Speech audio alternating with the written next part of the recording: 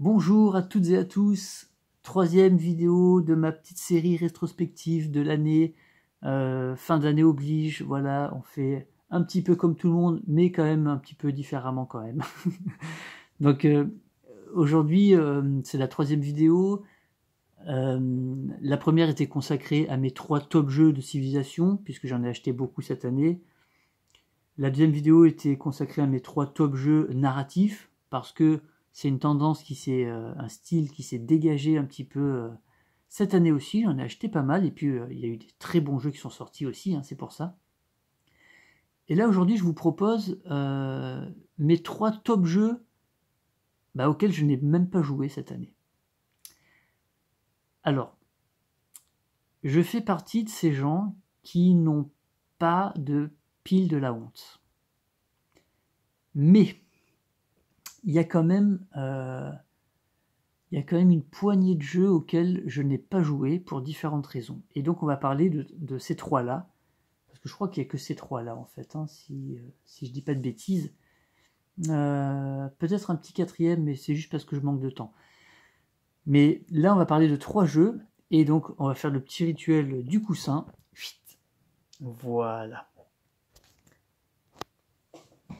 Donc mon premier top jeu auquel je n'ai pas joué cette année, ça va être Earthborn Rangers. Bon, là c'est tout simplement parce que je viens juste de l'acheter. Je viens juste de l'acquérir. J'avoue que je connaissais pas ce jeu, qui est sorti je crois cet été. Et puis j'ai vu il a quand même fait parler de lui. Notamment apparemment il y a eu une grosse hype par rapport à ce jeu qui avait l'air d'avoir un potentiel absolument énorme. Et j'ai l'impression qu'il y a des joueurs qui ont été déçus, mais peut-être parce qu'ils s'attendaient pas vraiment à ça. Ils s'attendaient peut-être... Alors peut-être que je me trompe, et si vous en faites partie, éclairez-moi hein, dans les commentaires, mais j'ai l'impression que c'était pas très très clair. La promesse du jeu était pas très très claire, j'ai l'impression. Et je crois qu'il y a des joueurs qui ont été déçus, soit parce qu'ils s'attendaient peut-être à un deck building, soit parce qu'ils s'attendaient à un jeu peut-être narratif, avec un scénario ou avec un livre de script ou des choses comme ça.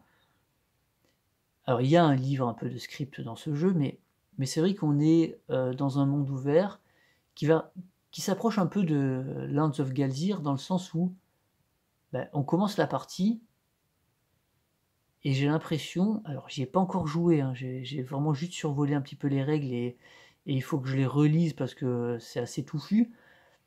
J'ai l'impression que c'est un bac à sable en fait, et que on se fixe nous-mêmes nos objectifs, et on se balade et on voit ce qui se passe. Et si c'est le cas, ça fait un jeu qui ressemble à Galzir, et je trouve ça assez fort.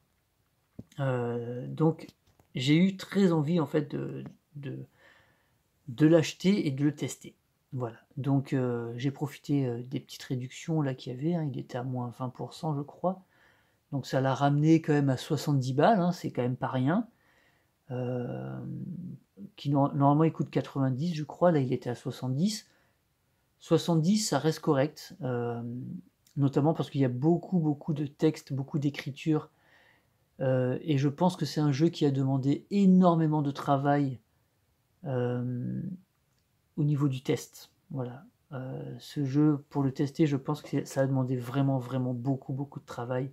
Il n'y a pas d'application, donc tout se joue, contrairement à Gazir, sur les textes des cartes et dans le livret. Et puis, comment vous dire, il y a aussi la thématique qui m'a plu en fait. La thématique qui m'a plu avec cette écologie qui revient au centre. D'ailleurs, je trouve que c'est cool parce que la boîte, il y a un petit effort éco qui a été fait. Par exemple, j'ai été assez surpris que la boîte, en fait, elle ne contenait pas, elle n'était pas en fait emballée dans un film plastique, vous savez. Ces films plastiques qu'on n'arrive jamais à enlever, il faut un cutter et tout, c'est vraiment chiant. Là, il n'y avait rien, il y avait juste 2 autocollants ici pour tenir le couvercle. Voilà. Alors du coup, le problème c'est que ça fait dégueulasse parce qu'on peut plus enlever ça.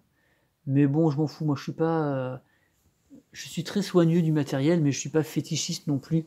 Et puis j'aime bien la démarche. Et justement, à l'intérieur, euh, c'est un jeu qui va venir en vidéo, c'est sûr, tellement il est bluffant. Mais là, je peux pas m'empêcher de vous montrer l'intérieur de la boîte en fait.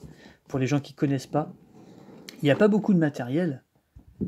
Donc il y a le livre de règles et le livre de scénario. Et en fait, c'est pas du papier recyclé, hein, parce que c'est quand même lisse. Mais on sent qu'il y a quand même un effort qui a été fait. Notamment, il y a 0 élément de plastique. Voilà, il y a pas du tout de plastique dans le jeu. Donc là, il y a des trucs à dépuncher. Vous voyez, hein, j'ai à peine commencé parce que j'ai même pas dépunché les trucs. Et en fait, à l'intérieur, c'est juste un compartiment qu'on doit faire nous-mêmes en carton. Donc, ils nous donnent les planches, on fait juste le pliage. Et en fait, on se retrouve avec 9 compartiments. Et comme dans ce jeu, le seul matériel, finalement, ce sont des cartes et quelques jetons qu'on met en vrac comme ça. J'aime bien en fait l'idée. J'aime bien l'idée d'un rangement simple. Voilà. Des cartes, des intercalaires. Les cartes, elles sont tout ce qu'il y a de plus basique. Voilà, c'est du carton, c'est pas tressé, c'est pas... Voilà. Mais je m'en fous parce que je trouve que ça va bien avec le... Ça va bien, voilà, tout est cartonné en fait. C'est que du carton. Et donc, c'est possiblement du carton recyclé, je sais pas. Mais en tout cas, c'est recyclable. Et il n'y a pas de plastique. Donc ça, pour moi, c'est... Voilà, c'est un petit plus. Je suis pas un... Voilà, je suis pas non plus un extrémiste de l'écologie, mais c'est quelque chose qui est quand même important pour moi. Et donc voilà, c'est quand les jeux petit à petit commencent à prendre ça en compte, à réduire les sachets plastiques qu'on n'a plus envie de voir, et même l'emballage, le film en plastique, voilà, donc c'est bien de le signaler aussi. Donc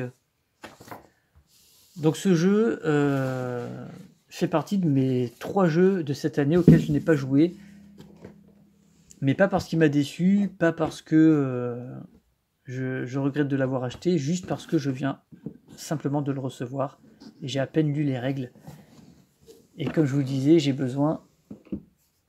fait juste le prologue en fait, pour être honnête. Donc pour les gens qui connaissent le jeu ou qui l'ont vu déjà en vidéo, le prologue c'est vraiment, il t'explique un petit peu les concepts de jeu et ils t'apprennent à construire, à faire ton deck. Voilà, donc ça c'est pas long, ça sert juste à ça. Donc j'ai fait que ça pour l'instant.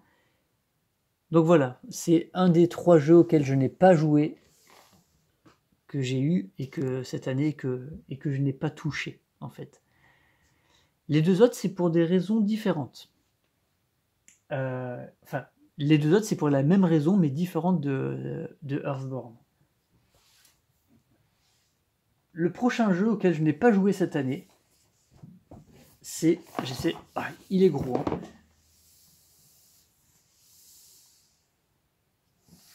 Living Planet, un jeu de Christophe Bollinger.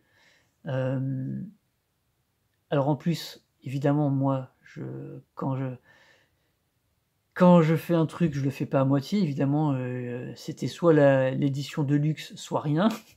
Donc, évidemment, j'ai trouvé ça d'occasion. Je sais même pas si le jeu est encore édité en fait, mais peut-être. Donc d'occasion avec les extensions. Donc là, on a le jeu de base et on a les 3 extensions. Là, c'est un truc pour ranger les personnages, je crois, si je me souviens bien. Et en fait, j'y ai pas joué. Et pourtant, il y a un potentiel de fou. Il y a un système de générateur, un peu de monde, j'ai même pas testé. Et en fait, c'est juste parce que le jeu m'intimide. Le jeu m'intimide, en fait, je sais pas pourquoi. à chaque fois que j'essaye d'y jouer, je l'installe et tout, je mets en place. Et il y a tellement de choses à penser. En fait, c'est un jeu où, pour les gens qui connaissent pas, en fait, on se dirige vers la fin de l'humanité. En tout cas, la Terre est condamnée. Et ça se passe dans le futur, bien sûr. Et nous sommes en fait des colons et on va aller coloniser d'autres planètes pour finalement faire la même merde qu'on a fait sur Terre, c'est-à-dire l'exploiter, l'essorer au maximum, et puis passer à une autre planète en fait. En fait, on joue ça. On joue des corporations, des entreprises qui sont là pour exploiter la planète.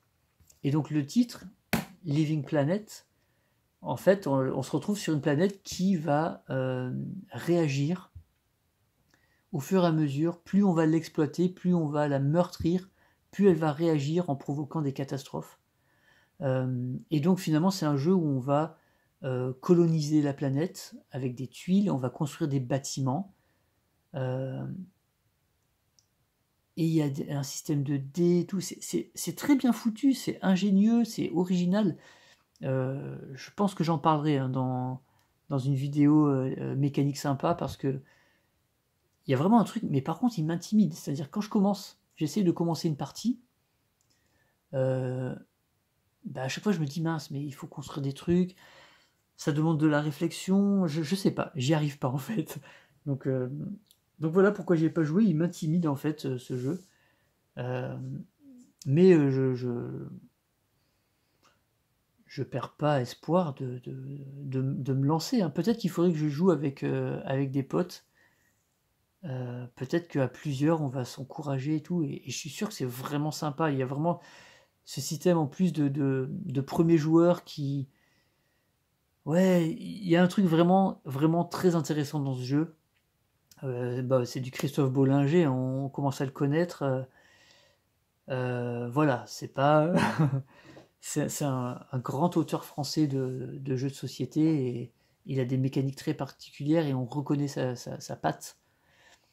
Et voilà, donc il va venir, à mon avis, en vidéo pour présenter sa mécanique sympa, parce que ça vaut le coup. Et en partie, peut-être pas filmé, mais en tout cas, je vous tiendrai au courant si cette année, courant année 2024, est-ce que je vais réussir à me plonger dans ce jeu. C'est un jeu qui m'a... C'est bizarre parce que je le voyais passer d'occasion et tout, j'hésitais à y aller parce qu'il y a... C'est vrai que le mode solo, je ne crois pas que ce soit le meilleur mode de ce jeu, mais encore que j'ai pas testé, donc peut-être que ça marche très bien. Et c'est en général pas forcément le style de jeu que j'ai en fait, hein, ou que j'aime. Mais je sais pas, celui-là m'a tiré, et les extensions et tout, il y avait un truc qui m'a tiré. Donc quand j'ai eu l'occasion, j'ai réussi à le prendre d'occasion justement, voilà, pour un prix tout à fait correct. Mais voilà, il me fait peur. Il me fait peur. Je crois que j'ai pas envie. Alors c'est marrant parce que du coup, ça fait vraiment.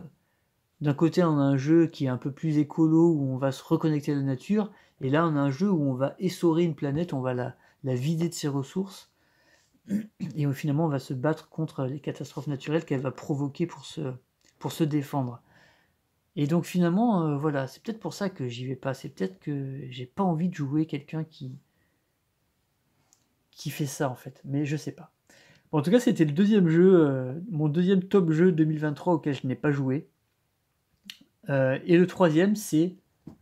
Alors là, je crois que je vais me faire huer dans les commentaires, ou je sais pas. Le troisième, c'est Black Orchestra. Je l'ai eu il n'y a pas si longtemps que ça. Et je sais pas. C'est pareil, il m'intimide en fait. Je crois que les règles me font peur. Je sais pas pourquoi, j'ai essayé d'y jouer. Et je me suis dit, oh là là, je savais pas quoi faire, j'étais un peu paumé dans le jeu. Et après, je l'ai mis de côté et j'ai pas rejoué. La thématique est absolument incroyable. Bon, pour ceux qui connaissent pas, on va faire vite.